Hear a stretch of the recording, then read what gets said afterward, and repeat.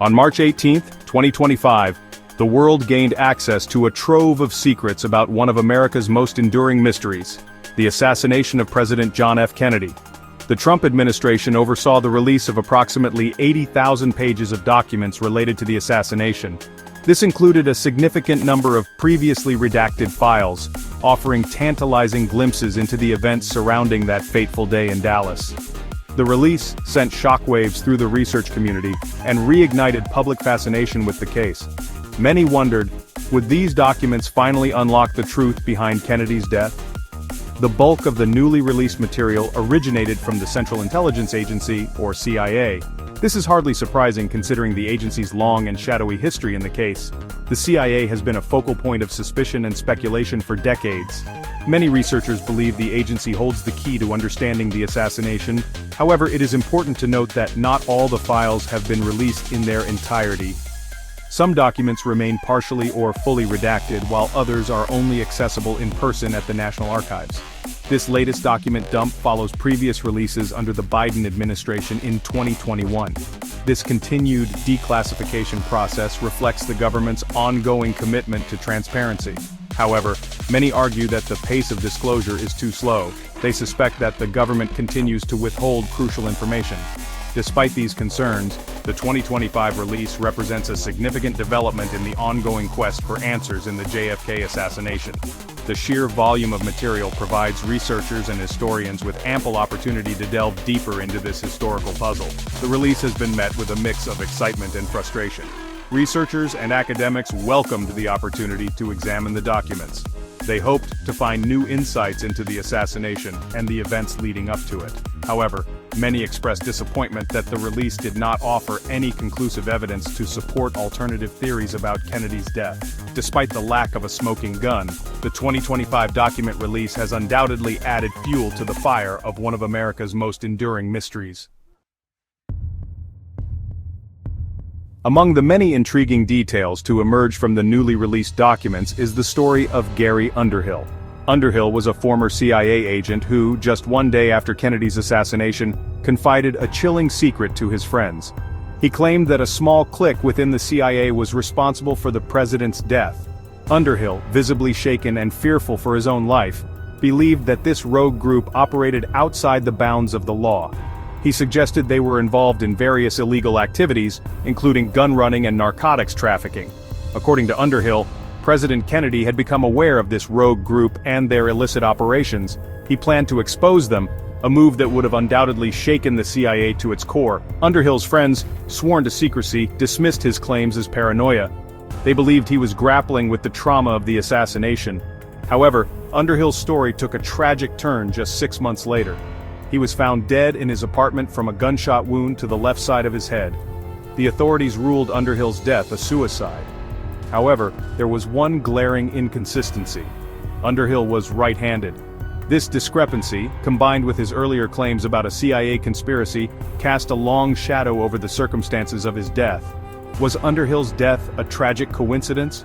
Or was he silenced to protect the secrets he swore to expose?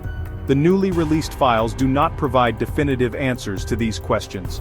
However, they do offer tantalizing clues that warrant further investigation.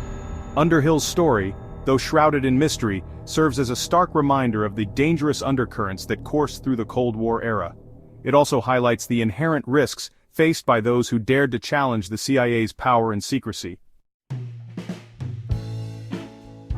The CIA's potential involvement in Kennedy's assassination takes center stage in the newly released documents, with one name appearing with alarming frequency: Samuel Cummings.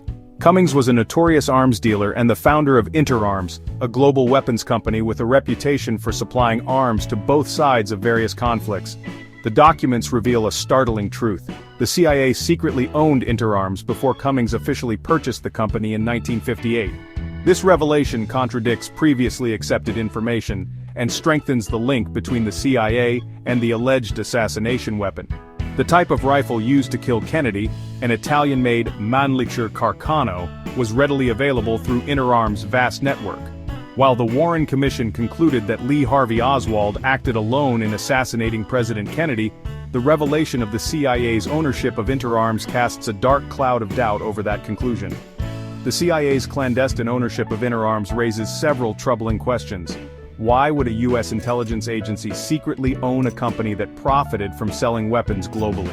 What was the nature of the CIA's relationship with Cummings, and did it extend beyond the official handover of inner arms? Was the CIA aware of any plans to use inner arms weapons for nefarious purposes, including assassination? These are just a few of the many questions that remain unanswered. The newly released documents provide a glimpse into the shadowy world of Cold War espionage and the CIA's willingness to operate outside the bounds of traditional morality. The connection between the CIA, interarms, and the alleged assassination weapon is a troubling one that demands further scrutiny. It underscores the need for continued investigation into the CIA's activities during this period and the extent to which those activities may have intersected with the assassination of President Kennedy. As we delve deeper into the CIA files, a trail of questions begins to emerge. Each document, each piece of evidence, seems to lead to more uncertainties. How much did the CIA know? And more importantly, what did they choose to reveal? John F. Kennedy's mistrust of the CIA was well documented. His skepticism towards their covert operations was no secret. After the Bay of Pigs fiasco, his confidence in the agency was severely shaken. This mistrust only grew as he delved further into their activities. When the documents were finally released to the public, the reaction was immediate and intense. People from all walks of life poured over the files, seeking answers to long-held questions. The transparency, though partial, sparked debates and discussions across the nation. What did these documents truly reveal, and what was still left in the shadows? Despite the release of thousands of documents, the mystery endures. The questions surrounding the CIA's involvement in historical events remain. Some answers have been uncovered, yet many more lie buried. The quest for truth continues, as the files leave us with an enduring sense of curiosity and intrigue.